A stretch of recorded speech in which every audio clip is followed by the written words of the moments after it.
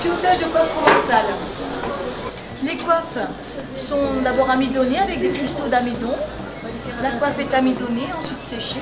Et ensuite, une fois qu'elle est bien sèche, on la remudifie un petit peu avec de l'eau.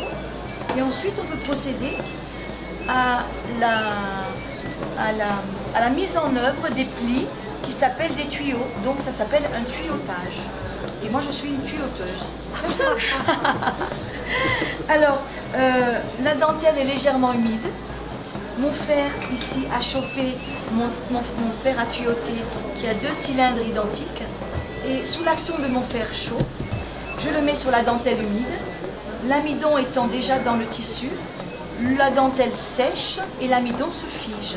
Ce qui me permet d'avoir des tuyaux qui ont une certaine résistance parce que l'amidon se fige.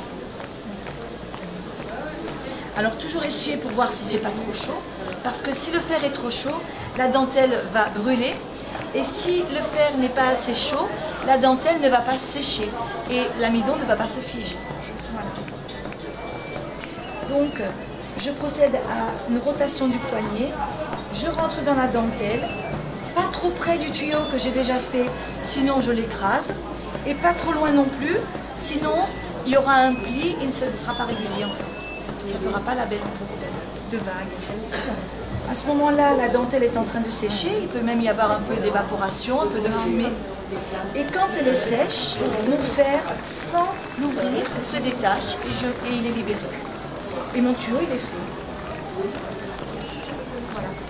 Donc, sur une dentelle comme ça, sur ce genre de coiffe, c'est de la dentelle de Valenciennes, il y a à peu près 4,50 m de dentelle.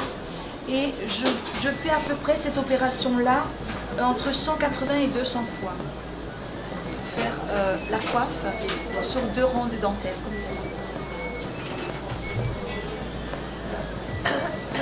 Alors, j'ai une vitesse de croisière en travaillant avec 2 fers qui chauffent. Je fais 2 tuyaux, je chauffe et je reprends sur à peu près quand je suis en vitesse de croisière. Moi, quand Juju, l'aïeul de Saint-Maximin, m'a transmis son savoir, je n'avais pas encore de fer comme ça, puisque je l'ai trouvé dans une bourrante après, bien après.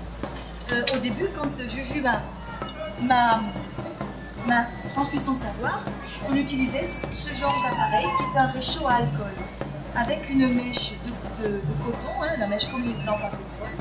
Donc, alcool à brûler, une mèche, une flamme. Je mets mon fer sur la flamme, je le chauffe, avec l'inconvénient bien entendu d'avoir la flamme qui calamine mon fer.